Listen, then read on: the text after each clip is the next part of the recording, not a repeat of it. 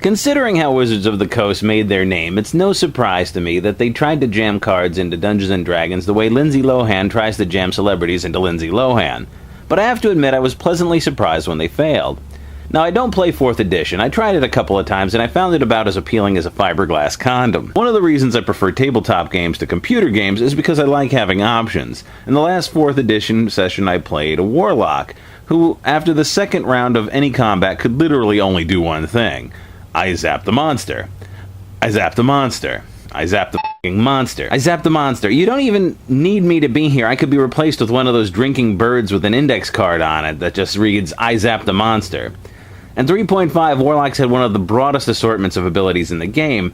It was like finding out the new GTA game only allows you to steal sports cars. I mean, sure, you can still outrun the cops and speed around the city, but once in a while you want to hit a hooker with a bus. So I haven't tried 4th edition power cards. Paizo's Game Mastery cards for Pathfinder are a mixed bag. The critical hit deck can shunt your adventures into a really weird zone really fast. Literally, when the deck allows a magical critical hit to warp zone your party healer to Tartarus. The critical fumble deck is like that, but with the added humility of clown shoes and pie in your face. Keep in mind that 1 in 20 rolls should be either a critical hit or a critical fumble. If a party of 5 adventurers squares off against a party of 8 monsters, something zany will happen every round. Games stop feeling like Lord of the Rings and start feeling like Beverly Hills Ninja pretty damn quickly once the elven archer has shot an arrow into each of his feet. And nothing erodes party cohesion like accidentally stabbing the wizard in the mouth right before he casts the battle-winning spell. Now, I believe critical hits and critical fumbles are an integral part of D&D, but they are best when they're fast and simple. In the last campaign I played, critical hits automatically did maximum damage. Not double damage, just max weapon plus strength. It was easy and satisfying.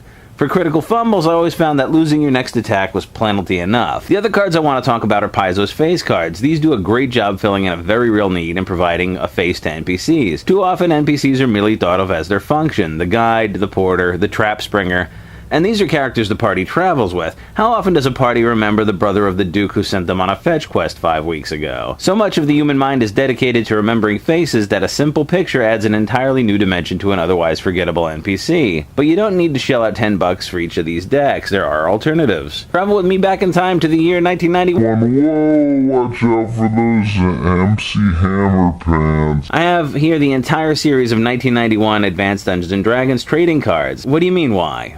These are the original face cards, man. They even come with names, which I feel is a labor-saving device. I don't always have time to pound out classic fantasy names like Snozbat the Mighty, Sklimgore, and Shoo Shoo McGiggity Lump. If you're one of those control freak DMs that has to put his thumbprint on everything, you can always just cover up the card name with a paperclip and some paper. These decks also contain pictures of monsters and items. The art ranges from spectacular to, oh my god, really? The monster cards can save you the trouble of flipping open a manual, and the item cards are useful if one of your players doesn't know what a belt looks like. There are 3 sets of these in total, the 1991, 1992, and 1993. They aren't really cheaper than Paizo's face cards, but if you're an old schooler like me, it's a chance to see all that recycled TSR art you lost when you sold off all your old books. Lastly, I want to talk about a third and easily the strangest option you can use for face cards.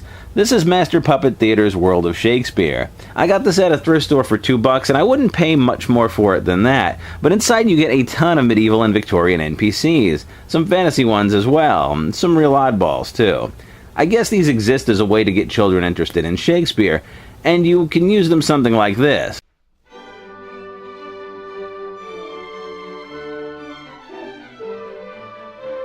It's nobler in the mind to suffer the slings and arrows of outrageous fortune, or to take arms against a sea of troubles, and by opposing end them to die. Hey Mel, that's great, but can we get you to take that from the top and maybe with a little more intensity? You make my life so f***ing difficult. To be a woman that f***ing supports me instead of a woman that sucks on me. And just f***ing sucks me dry. And wants. The problem I see is that there's not a lot of acting to do with your legs in a Shakespeare play. I feel like maybe some rewrites are in order. Lift those tummies in. Good. That's it.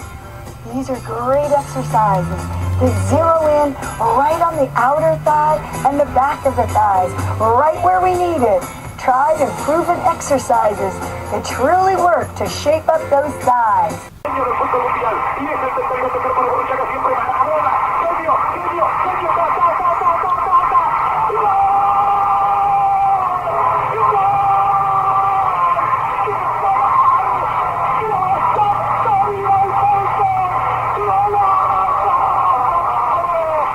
No discussion of cards in D&D would be complete without at least a mention of Dragonlance 5th Age. This did not make a huge splash in the gaming world, and that's a real shame because the key mechanic of using cards in place of dice as a random element is refreshing and fun.